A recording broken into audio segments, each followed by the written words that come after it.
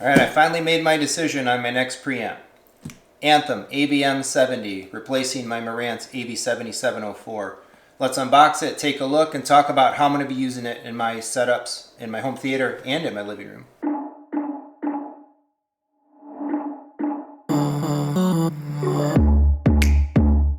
Alright, so I've been planning this upgrade. So I've been researching this for months, looking at Anthem, JBL, Audio Control, Arkham, Emotiva, Monoprice, and so on. I did have the Trinoff in the house for a little while there, but that's beyond the price range that I'm looking to spend on something like this for right now, so that was kind of out of the question as something that I would own.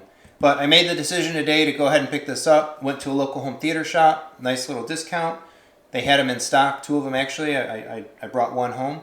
And I'll be installing this here very quickly as part of the Home Theater 2.0 upgrade. So take a look at the other videos around the channel, get an idea for the massive upgrades that are going into my theater space. But for now, let's go ahead and open this up. It just came home today. Haven't even opened up the box yet. And let's take a look and talk about what this thing can do, what it's set up for, and talk about how I'm going to be using it as we go. So, I think Anthem represents a really nice upgrade from the Denon Marantz level.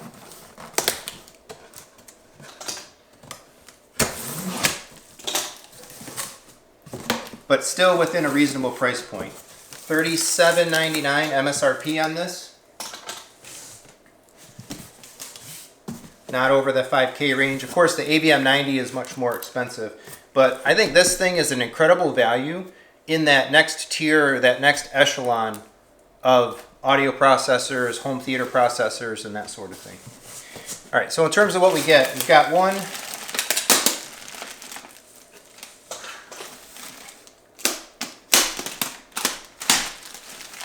package of stuff, basically, some documentation, the remote control. Let's go ahead and take it out.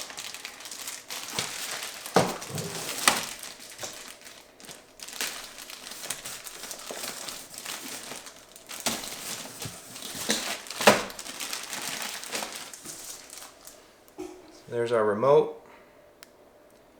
Not super high end, kind of plasticky.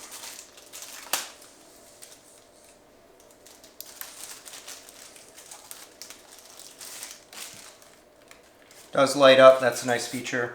I won't really use this though. I've got my Control 4 system and my Neo remotes. So most of the remotes that come with devices that I use tend to just stay in the box or go right back in the box. Or in this case, I'll keep the remote in a drawer in my rack just in case I need to do anything. Although this one is really a nice preamp, in line with the models that let you basically do everything from the front of the unit. So technically speaking, that might be the last time I actually touch that remote control. We do have the antennas used for Wi-Fi, as I understand it, and for Bluetooth. Like all my gear, I'll be using this on my home network wired. I strongly recommend that you wire all of your electronics, or as much as you can. Particularly something like this that's like the brains of the whole operation. I wouldn't rely on Wi-Fi.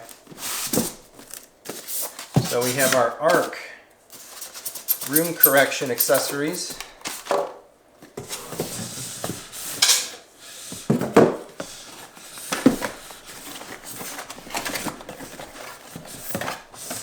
So, in case you don't have one, they do include a tripod stand for mounting the microphone. It's not terribly huge.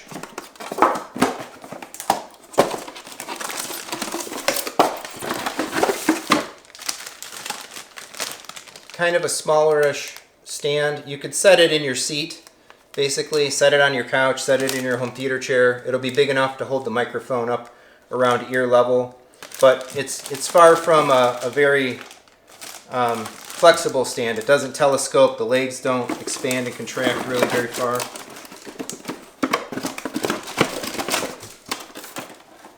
But again, good in a pinch. And if it fits your needs, if you don't already have a type of a tripod stand, then you got it in the box. You're good to go.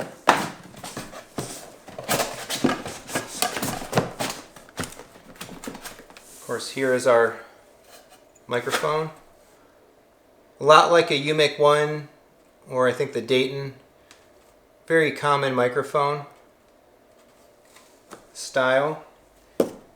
Much higher quality, more capable, I guess you could say, than some of the simple, real small microphones that come with a lot of your general AV receivers and maybe some less expensive preamps and so on. Then of course cabling. Cabling for the microphone. USB-C on one end that goes into the microphone. USB-A on the other end that goes to your computer. Kind of a bummer. I guess I'd rather have, at this point, you might as well just make it USB-C to USB-C. Most people doing this stuff on a laptop or loading the ARC software on a laptop probably have USB-C ports. So I will be doing my room correction using my MacBook, my 16-inch MacBook Pro. I've read anecdotally that the ARC software tends to run a little better on Mac than on Windows. Don't quote me on that. I don't know if there's truth to that, but I have read some folks suggesting that. Let's put the box down and bring the big boy up.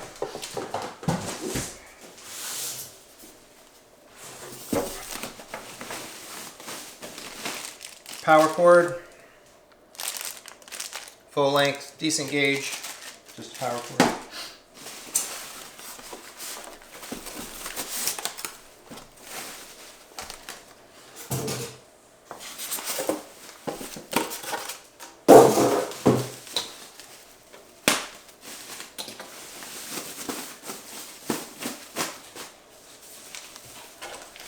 There you go. Ooh, don't drop it. I feel like with this unit, I've really stepped up my home theater game. All right, let's take a look here, a close-up look. Nice big display, lots of information. Obviously, it's not plugged in and powered on, so we're not going to be able to take a look at that quite yet. But I really like this front end with the kind of the split half controls and so on. It's just very clean. It looks very contemporary. Nice big control dial, menu select, previous/input, next/input, mute, and of course a power button, and our front headphone jack. Labeled of course for Dolby Atmos, Dolby Vision, IMAX Enhanced, DTSX, HDMIs, and ARC. Now there's a lot of debate over DTSX Pro and whether that's coming to the AVM70. They're kind of pulling a Sony where it was promised, it was in the spec list, and then it kind of disappeared from the spec list. I think it'll get it. This is a platform for Anthem that's going to be pervasive across all of their sources, all of their processors and so on for quite a while. And unless there's a compelling technical reason that it can't come, or they made a mistake perhaps, I think we'll see this thing getting updated with all the proper codecs and capabilities and so on in time. This platform is going to be around for, I think, for a few years and get a lot of support. It's one of the nice things about this. It's not just a device like your run-of-the-mill receiver that gets updated every year. Devices like this and up the spectrum are made to last a little longer. They're more flexible, they're more upgradable, and so they have longer legs in your system. So nice front, good finish, great looking parts inside, red PCBs. So right off the bat, one of the things I really like about the back end is the color coding. White represents an output, black represents an input. Some other manufacturers I've noticed do that now. I think Audio Control and some others. It's just a really nice minor usability element. I don't know if Anthem originated it technically or if they took it from somebody else, but so be it. I think it's a really nice design. And it makes the back stand out. It makes it a lot easier to use in my opinion. So if we run across the gamut of what we're dealing with here, wireless network antenna here and here, two that were in the box just screw right in and face upwards. I won't expect to be using those. Again, I'll be wired network, not Wi-Fi, and I don't have a need for the antennas or any of the wireless capability. USB, Ethernet, and then the HDMI board. So we have 1, 2, 3, 4, 5, 6, 7 inputs, actually labeled 1 to 7, not the disparate cable sat, game, whatever type of naming. I can't stand that, especially when they don't let you, other brands don't let you rename those. It's just terrible, in my opinion. Just leave them numbered. This is the way to do it. But also in the UI and in the configuration, let me call the inputs what I want. But arguably speaking, Anthem probably has the best input management that I've seen of any type of processor preamp that I've looked at or used or whatnot, including the Trinoff, quite honestly, with the idea of such flexible, nameable, mappable virtual inputs. So really cool. It's something I'll intend to break down in more detail in a future video.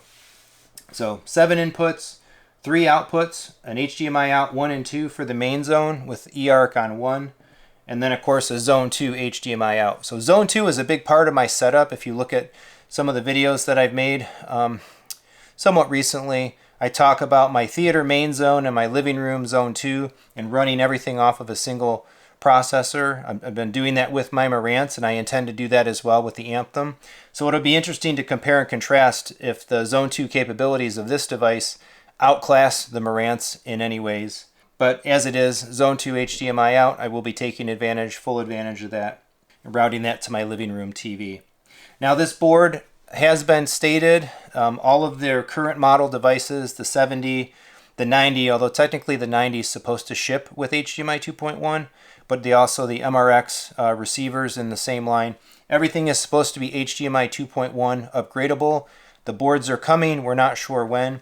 Interestingly, the local shop that I bought this from commented that it wouldn't be a mail-in replacement, that it would be something that at least the shop that I purchased from would do as a dealer service, which is really, really nice. I don't like the idea to get HDMI 2.1 of being out my processor for 2 weeks or 3 weeks while I mail it in with everyone else and to some service center where it sits and waits and then gets sent back to me.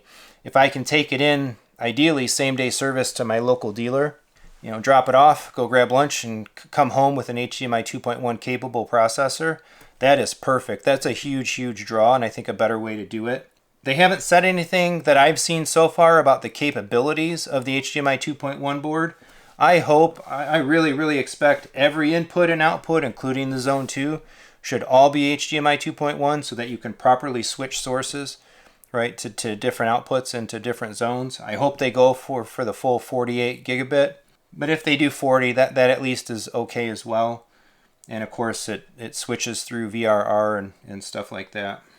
But we'll see. As soon as I can do it, I will pull that upgrade for sure and talk about it on the channel as well. So on the left here, we've got our main pre-outs, RCA pre-outs. Of course, if you're using a device like this, you really want to try to stick to the XLR outputs if you can. But just in case they are replicated and RCAs.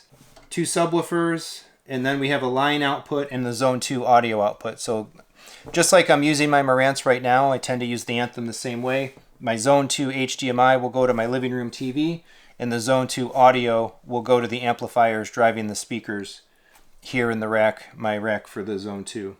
And I otherwise won't be using any of the other RCA pre-outs. Everything else I have that will be connected for the theater space will be XLR.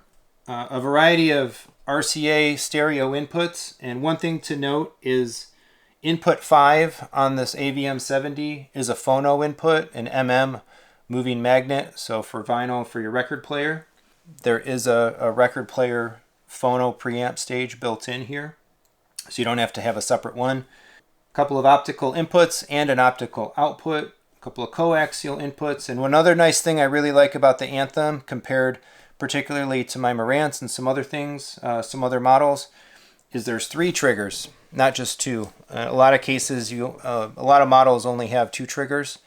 The Anthem here has 3, and from looking at the trigger configuration, setting up my friend's MRX 540, the triggers are very configurable like the Marantz triggers. I was comparing and contrasting or cross-shopping this versus the Arkham AV40 and finding that the Arkham and some other brands are not as flexible in their triggers. There's a Zone 1 trigger and a Zone 2 trigger fixed, and that's all you get.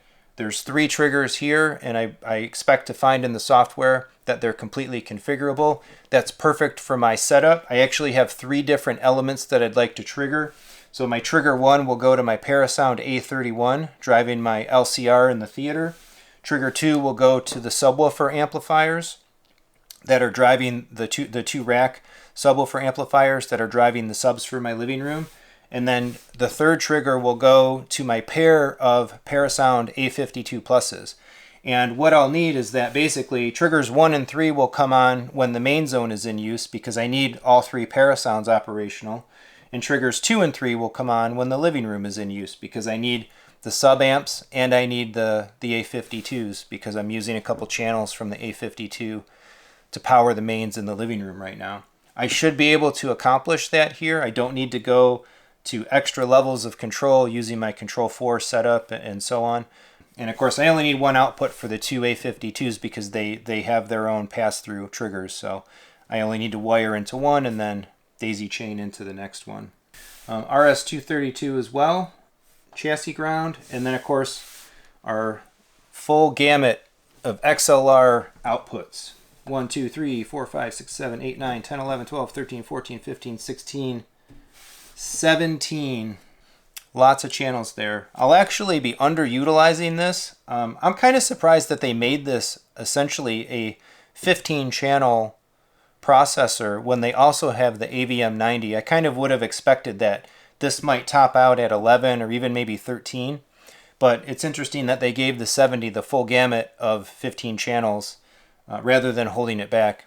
In my case, I won't be using all of that. My theater is a 7 point something. I haven't decided on my subs yet, how many or which ones, but 7 point some subs, probably no more than 2, and then a 0.4. So I'm only going to be using 11 mains, or 11 main speaker channels, and 1 or possibly 2 of the subwoofer connections right now. So we have our fronts, our center, surrounds, surround backs, and then dedicated ports for the wides as well, dedicated ports for the 2 subwoofers, and then we have heights 1, height 2, and height 3 pairs. So there's a lot of configurability depending on what speakers you have, what you want to use the heights for in the speaker assignments in the menus and so on. And then of course power, 2-prong, not a 3-prong. So this is roughly the same size as the Marantz that it's replacing. It feels a little denser, a little heavier, I think a little stronger of a power system and such in there. I did buy the rack gears. Gen 4 rack, black. $80 for the rack gears. So let's take a quick look at these, just in case you're curious. If you're interested in an Anthem product and you have a rack and you intend to rack mount it, I think it's always useful to know how these fit.